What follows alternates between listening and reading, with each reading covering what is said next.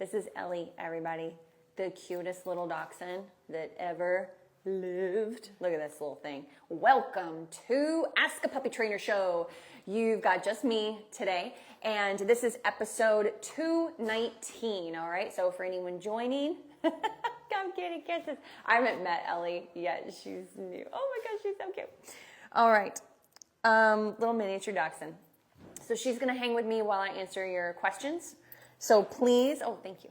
Please put your comments down below, including the age and breed of your dog. We're gonna start with something fun though. So Sparky had a week alone at some point, and somebody asked him how long, this is our most recent video, I believe, except for the pinned videos and TikTok, and on Instagram if you wanna check that out after this. But it's a, poor connection. Sorry, hang on just a second, guys. There we go, we're back.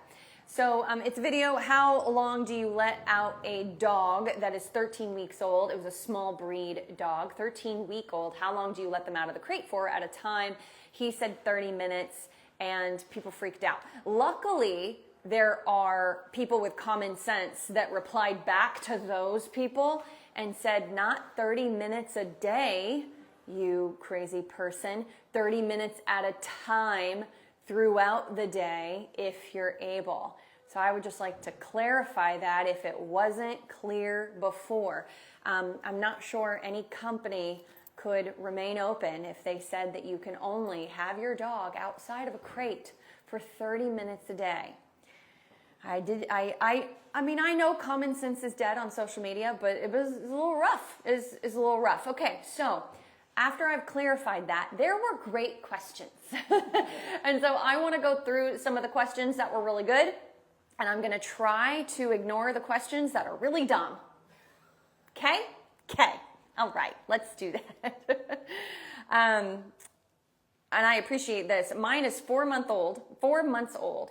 She's in crate 9 to 10 hours throughout the day, like and she gets a whole 3 hours out. She's very happy and healthy. My house is clean.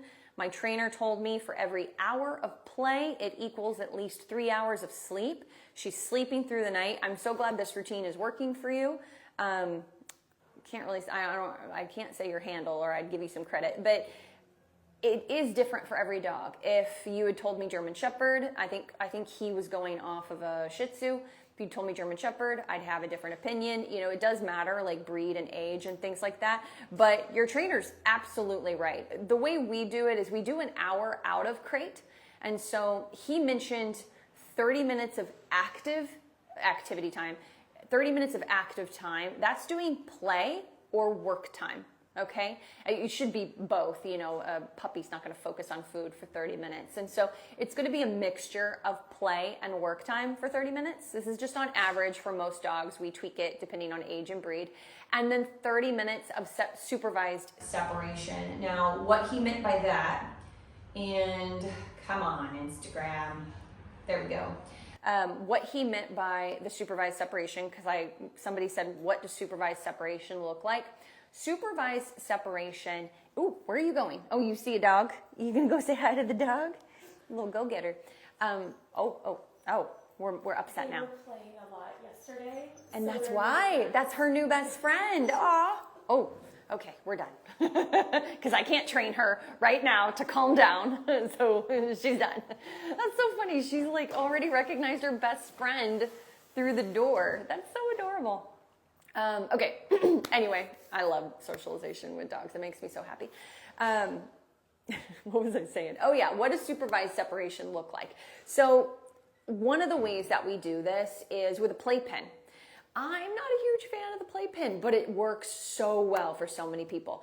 So what we want to do is we want your puppy, to be around you, but not at your feet, not following you from room to room, not getting into things, starting to potty in the corner around 4, 5, 6 months old. That's when we'll start to see a regression of potty training usually.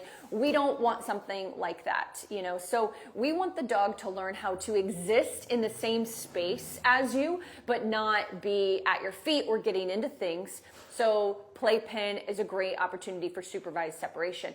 That is, and a lot of people are very successful with playpen. Some puppies can do playpen.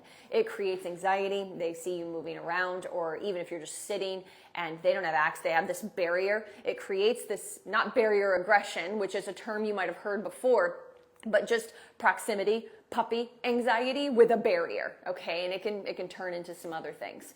And so that's a lot of that's temperament and how you handle bringing them in and out of the playpen. You know, are you rewarding them jumping up? You know, are you giving them attention when they're whining? You know, things like that. So we'll keep an eye on that. But the other alternatives for you, if you don't do the playpen thing or your puppy's not great with it, you got a hardcore whiner. A lot of miniature dachshunds don't do great with that type of separation. So I like a crate in the living room and a crate in the bedroom. So crate in the bedroom is downtime. Crate in the living room, they have less room to pace and get worked up and jump up and all this stuff.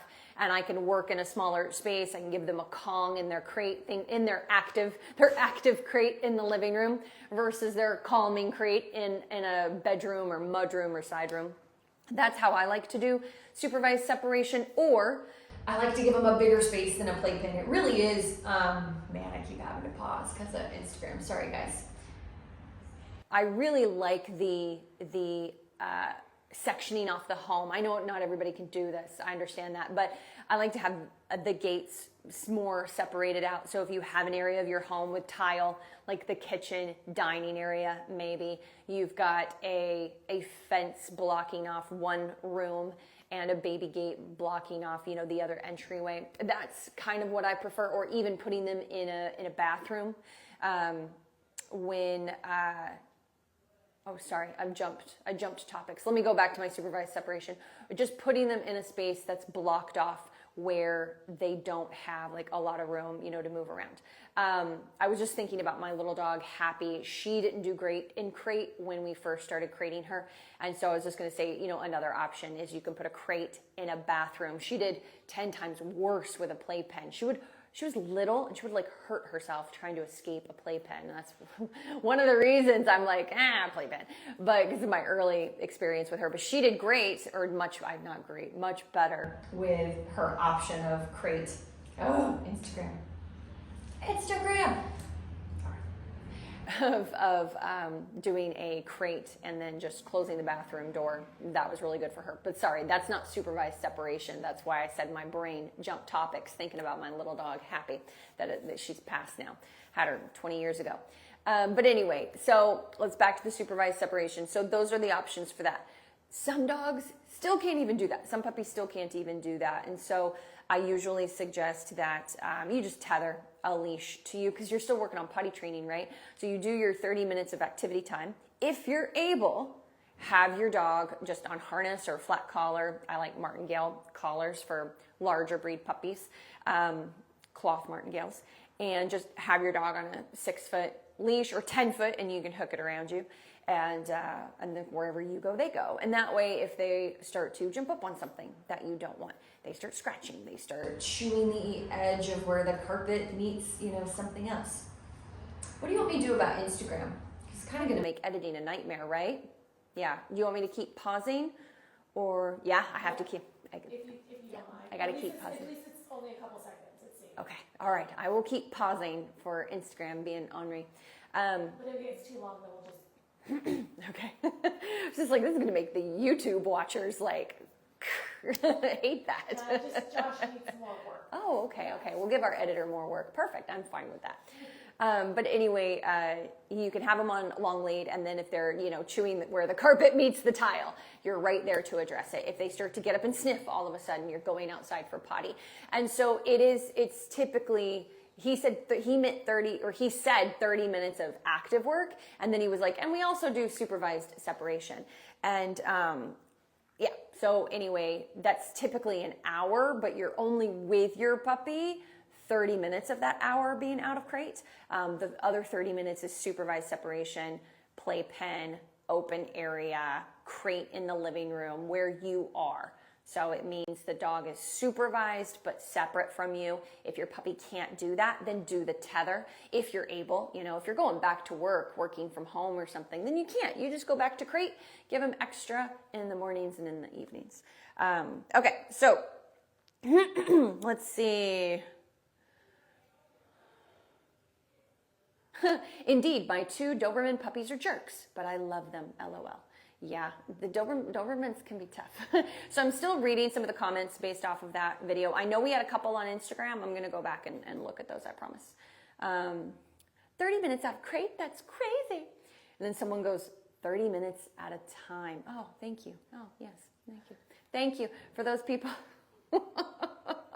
I would be the person like in my bathroom, like about to go to bed and just keep replying that to everybody. If I had known about this video, I need like a pseudo account, like a different account under a different name. Nobody will know it's me. That's what I'm going to do when I go home tonight. So if you see that, you're like, oh, who's so-and-so. Oh my goodness. Does the same thing go for a 3-month-old German short-haired pointer? Emily Loren. No, it does not. No, I'm just kidding. It really depends. So some German short-haired pointers, GSPs, can come out and do the supervised separation part. They can do that and they can spend more time out.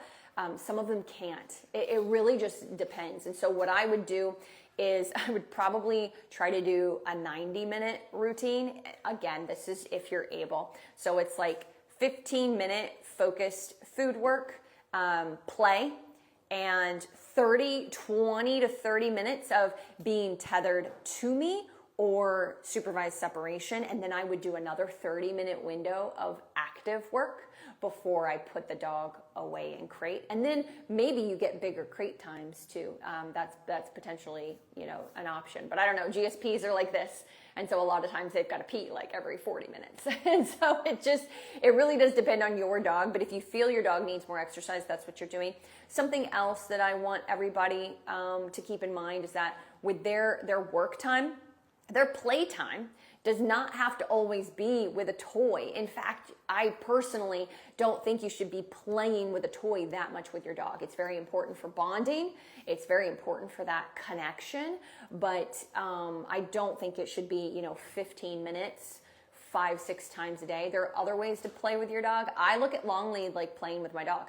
And so I'll do some focused work, place, sit, come, sit, place. That to me is like the focused work.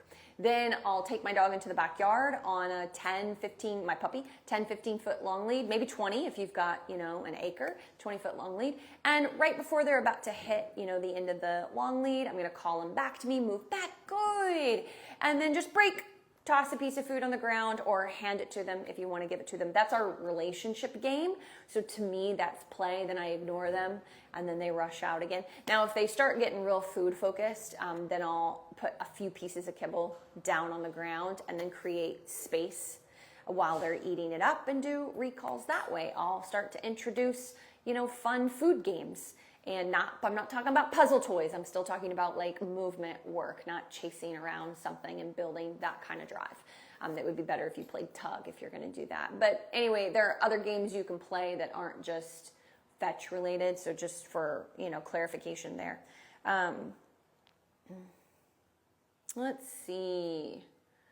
This has freed up my guilt of going out of the house. That's so important. I am always surprised at how many people feel that way. And you got to remember, in huge parts of the country, dogs still are outside a lot. And just 20 years ago, a huge percentage of dogs were still raised outside and people lived their lives. So it's okay. It's totally okay. Now, if you live in an apartment and you got a new dog and they're really struggling with barking and potty training and all of that, that is a little bit different. You're going to have to tailor your lifestyle more towards that puppy's needs until you get into a good place. But if the puppy's doing great, sayonara, go have dinner, go hang out, things like that. All right, let's see.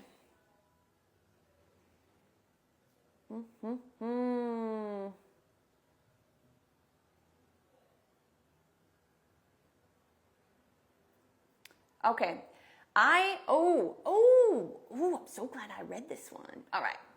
I didn't agree with this advice from that I got from the breeder last year, so not from us. It was from the breeder. You mean somebody else is giving the same advice as we are about puppy training?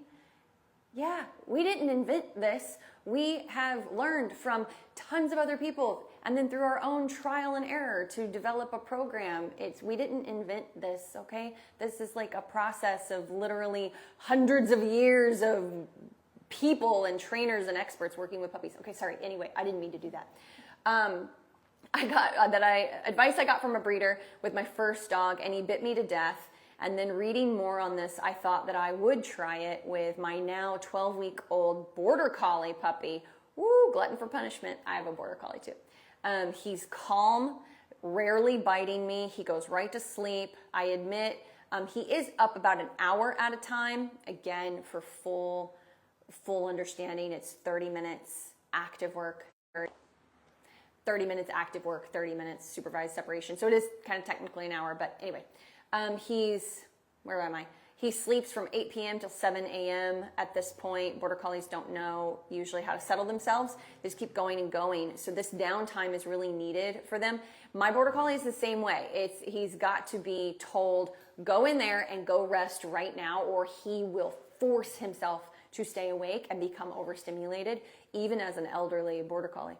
I know it sounds like a lot and too much, but I highly recommend this advice for puppies that are biting especially. It's their way of telling you, I'm tired. Yeah, a lot of times it is, not always, but that is what he mentioned in the video, Sparky mentioned in the video for tiredness. So anyway, I just wanted to address that because the video is getting some love and it's getting some hate.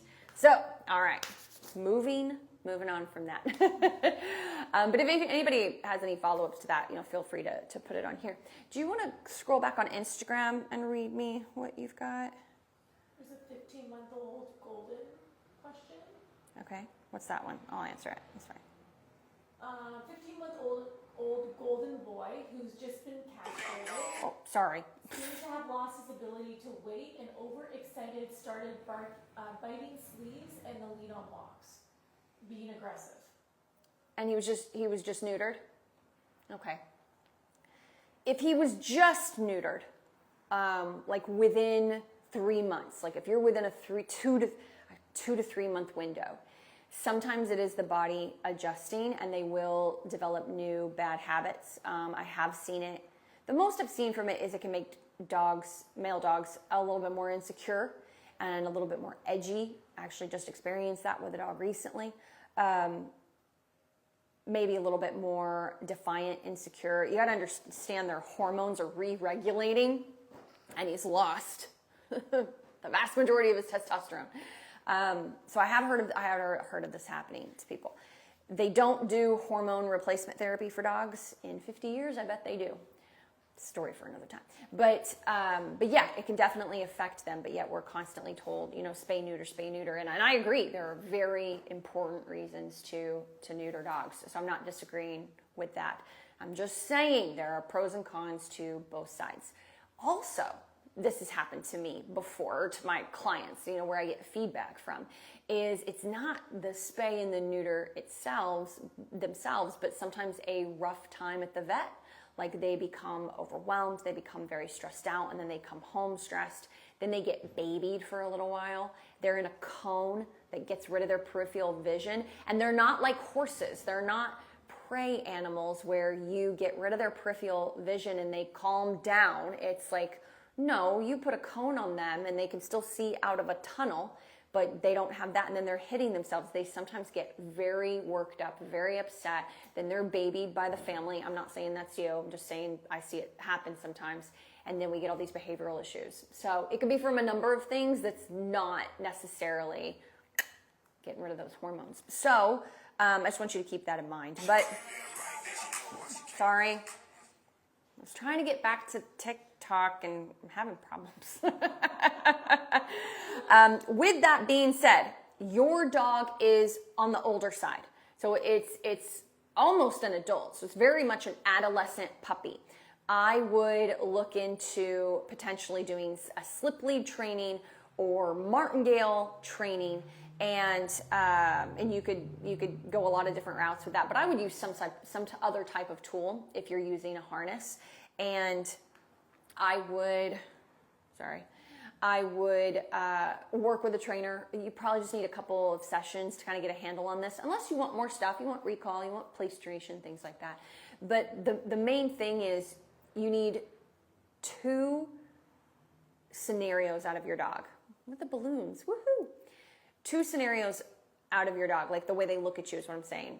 One is they look at you as, oh, what can I do to get positive feedback? So that usually comes from food work. So if you haven't shaped food work since he was little, it's not taking a bunch of steps back if you reintroduce food, I swear. In fact, food can give you a lot of opportunities to get some clarity. So if I tell a 15-month-old on leash, definitely on leash, place, good, sit, good, I reach into my bait pouch and he leans forward, I'm going to pop my leg out. I'm not going to lift it off the floor. I'm just going to boop, like, no, pause, good, pause, reach in, he leans forward, no. So and then he eventually gets the piece of food. But what I'm saying is it can also give you room to create clarity with boundaries that you haven't gone through before. Same with like thresholds. It's like if you open the door, is he rushing out of the threshold?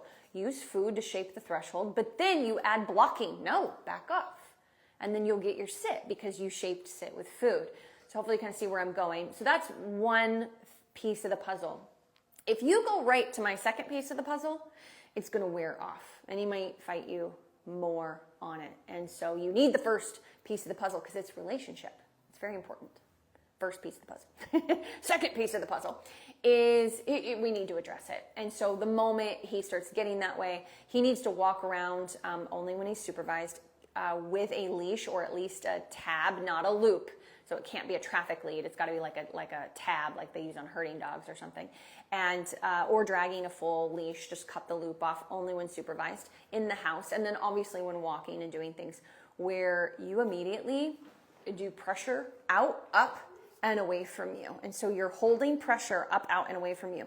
Don't lift him fully off the ground, like his paws fully off the ground, but it is enough to make him care more about the pressure because he can't move forward.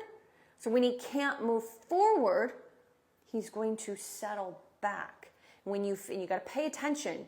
These are handling skills you're developing. So when you notice that, you're going to relax the pressure. Then you go try to do what you were doing. He's going to do the same thing again. And it's rinse and repeat until you can say no if you want, but don't make a big deal about it. You're neutral. You're like neutral authoritative. Just calm de-escalation. Like, I got all day, buddy. All right, let's go. Oh, you want to do it again? Okay. Right? And just do that till he settles, and then go back to your walk, back to your work. Maybe he needs a crate break if you're in the house or something like that. But hopefully that kind of gives you something to think about when it comes to that. But you're not taking a step back if you go back to leash on all the time and food work. You probably need to add in more blocking and more firmer boundaries now that he's gotten older. But I swear you're not taking a step back. Your dog is telling you that they need better communication. They're getting frustrated. They need more consequences, positive and negative. Consequences aren't just negative. The positive and negative consequences of whatever is happening. They need more feedback to properly function in the new way that they feel. And so whatever you got to do to give that, you want to give that. Don't look at it as taking a step back. That's all I'm trying to say. Okay, let me see if I can finally find TikTok. I just don't operate TikTok as well. Here we go. Puppy Academy. There we go. Live. Let's see. Let's see if I can see past questions. Oh, I can. Yeah, what should supervised separation before going into the crate look like? I'm not sure when this question came in, but Geraldine, if you just asked this, then I addressed it at the first part of the video. Now, in 24 hours, the first 15 minutes of this or something, I think, is uploaded, and then we have the full version on YouTube. And so that's where I'm going to send you to really hear that breakdown, because I do go through it in detail, and even the options for dogs that don't like supervised separation. Oops, I clicked on you. There we go. Sorry, I'm not on TikTok very Okay. But if there's toys, food, or nothing, do they fight? Oh, here we go. Let me go back. I have 2 puppies, 4 and 5 months old. They fight all the time. They are about to settle and walk next to each other. But if there's toys, food, they fight. Live with laughter. All right. Well, there's not going to be a lot of laughter in your house for a while. Okay, so, sorry, I couldn't. You just set me up for that. You have littermate syndrome. And getting over littermate syndrome, you can't really get over it. You just manage it. So I don't want to go kind of through deeply what that is. I'll give you the brief version. You can look it up. But it's just where, 2 dogs are more connected to each other than anything around them, and they always will be. And then as they get older, that can cause a lot of friction because they're like brothers and sisters, but they're predators, right? And so they will absolutely start to either go off into the sunset together and forget about their family and never listen to anybody else, or they will absolutely start to fight. Maybe not as early as yours are, but that's what we always see as they start to get into adolescence. Not always. I should never say always. That's what I often see. Now, I often work with people who are struggling with their dogs, but when you've got 2 dogs the same age that started in the same litter, females, especially if you've got 2 females and 2 males, they're very likely to have issues. It takes a lot of dedication. You have to start separating them all the time. They're trained separately. They're walked separately. They are only briefly together when you can have one dog be in crate and the other dog be worked with in front of that dog, and that dog's not freaking out. Otherwise, they're in a completely different room. That's how you kind of start. And then when they're 8, 9, 10 months old and their obedience is pretty solid, you can back tie one of them while working with the other and then switch. Play takes a little bit longer, like to play in front of one of them and the other one wait. That's more advanced, but that's what you're going for. They have to learn how to wait their turn and not feed off of each other. It is very hard to do, even with dogs that are not littermates. And even if they're not like littermates, if you just got 2 dogs, sorry, I meant to clarify this. Even if you just got 2 dogs that are around the same age, around the same time, the same thing can happen. They will sometimes just go like with their own species, and nothing you say, can stop them, right? Because you've got 2 similar age puppies that are just going wild and feeding off of each other. And the same thing can happen even if they're not exactly littermates. So the separation thing is really important. But let me just ask you this. Are you prepared to, because you got some options here. Are you prepared to not have resources to keep them safe, not have resources when they're together, unsupervised, unless it's a training session, for the next 10 to 15 years? If that sounds horrible to you, then you need to consider rehoming one of them. So everybody is happier, including the dogs. Like I'm including the dogs in that. They less stressful, happier life. And then wait till that dog is 1.5 to 3 before you get another puppy or another dog in general. Okay. That would be my advice. However, if you've got some mucho dinero or some experience, you can pay for a lot of experiences with different types of trainers, because you're going to have a trainer that specializes in the training, a trainer that specializes in the aggression, a trainer that specializes in the socialization. Maybe you find one that can do everything. I'll be honest, that's a little unusual. I mean, they say they can do everything. People think I can do everything, and I probably accidentally make it sound that way sometimes, but I am actually not a specialist in socialization. I'm very adept at it. Is that the right word? I can do it. I do it all the time, but if you were to come to me and say, I only want to completely rehab my dog that's killed other dogs, I need a pack of dogs to do that, not Dakota and Dusty at home. I need like a pack of 10 dogs. And I know 3 trainers off the top of my head. 1 or 2 are facilities, and then 1, they work off their ranch, that literally have a pack of dogs to rehab dogs. So that's what I'm saying. There are different expertise in different things. And so if you have the money, time to do that, give it a go. But there's no shame in being like, everybody's miserable. let's rehome one of these puppies and give them a real chance, you know. So just want to give you those options. Let's see. All right. Do I have anything else? It's a little late getting on here today. I think we're good over here. Yeah. Anything over there? You want to backtrack a bit? Is it 11-month-old question, or we have that 11-week-old question? Well, I'll do, this is going to be fast, so we can do both. 11-month-old pup started to attention nip occasionally while I work. Advice? Yeah, 11-month-old attention nipping while you work. Man, for me, this is, I'm not trying to scare you. I'm really not. It's not like aggression, but this is a gateway to so many bad behaviors because there is a power imbalance. And I'm not trying to say you're the alpha and you're in control and your dog should never disrespect you like that.